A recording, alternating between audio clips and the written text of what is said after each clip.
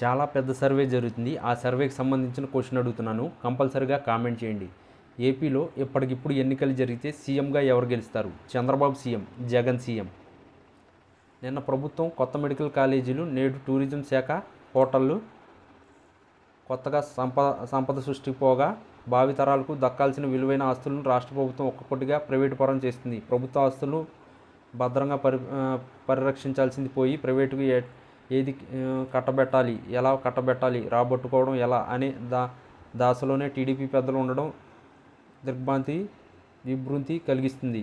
ఒక పక్క ఇసుక నుంచి మద్యం సిండికేట్ల దాకా పచ్చమూటాలు టీడీపీని ప్రోత్సహిస్తూ, మరోవైపు ప్రభుత్వ ఆస్తులను ప్రైవేటు వ్యక్తుల చేతుల్లో పెట్టు కన్నింత అనే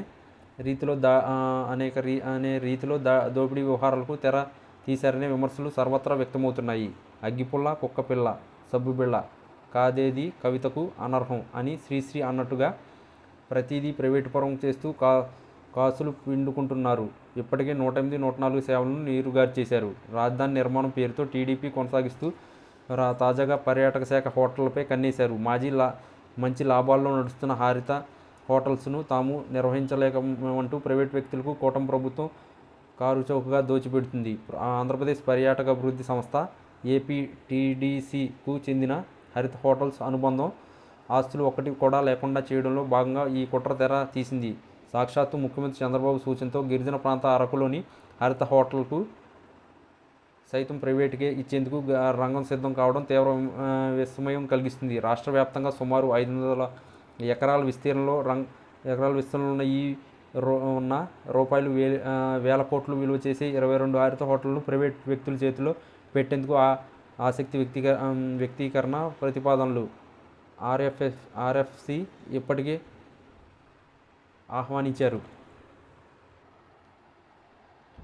బేడ్ల దాఖలు గడువు ఈ నెల నవంబర్ 7తో ముగియగా వాటిని ఓపెన్ చేసి టెక్నికల్ వాల్యుయేషన్ చేయాల్సి ఉంది.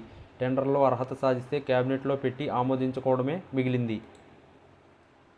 ఏపీటీడీసీ హోటళ్లను 6 కస్టమర్లుగా విభజించి ఆపరేషన్ అండ్ మెయింటెనెన్స్ కింద ప్రైవేట్ వ్యక్తులకు అప్పగించాలని టీడీపీ కూటమి సర్కార్ నిర్ణయించింది. సుమారు 500 ఎకరాల విస్తీర్ణంలో ఈ హోటళ్లు ఉండగా మార్కెట్ రేటు ప్రకారం వీటి విలువ దాదాపు 10,000 కోట్ల వరకు ఉంటుందని అంచనా వేస్తున్నారు. ఇంత విలువైన ఆస్తులను దశాబ్దాల పాటు నామమాత్రపు లీజుకు ప్రైవేట్ వ్యక్తులు చేతిలో పెట్టడంపై అనుమానాలు రేకెత్తుతున్నాయి. వారికి వార్షిక స్థూల ఆదాయం, ఏపీటీడీసీ నిర్ణయించిన సగటు వార్షిక లీజు రేటు ఆధారంగా రెండిట్లో ఏది ఎక్కువైతే అది ప్రైవేట్ ఏజెన్సీలు చెల్లించాలని ఆర్ఎఫ్పిలో పేర్కొన్నారు. ఓ ప్రైవేట్ సంస్థ తన ఆదాయాన్ని ఎంతవరకు ఖచ్చితత్వంతో వెల్లడిస్తుందనేది ప్రశ్నార్థకంగా మారింది. మరోవైపు ప్రస్తుత హోటల్లో ఉన్న ప్రాంతాల్లో ఖాళీ స్థలంలో నిర్మాణాలు చేపట్టాలంటే మార్కెట్ విలువ ప్రకారం కాకుండా సబ్ రిజిస్టర్ కార్యాలయం రేటు ప్రకారం 1% లీజుగా నిర్ణయించడం చూస్తుంటే ప్రభుత్వ ఆస్తులను ప్రైవేటుకు దారాదత్తం చేస్తున్నట్లు స్పష్టమవుతుంది.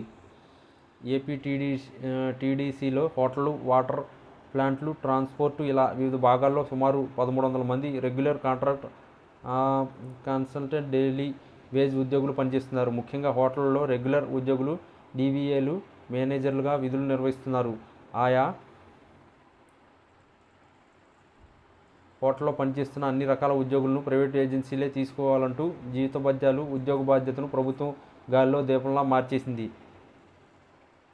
ప్రైవేట్ ఏజెన్సీలు నైపుణ్యంతో శిక్షణ ఇవ్వడం ద్వారా ఉద్యోగులు కొనసాగించుకోవాలని 2 నెలలకు ఒకసారి వారి పరిమితిని అంచనా వేయాలని ఇప్పటికీ సంతృప్తికరంగా లేకపోవడం ఏపీటీడీసీ, ప్రైవేట్ ఏజెన్సీ కలిసి నిర్ణయం తీసుకుందని పేర్కొంది.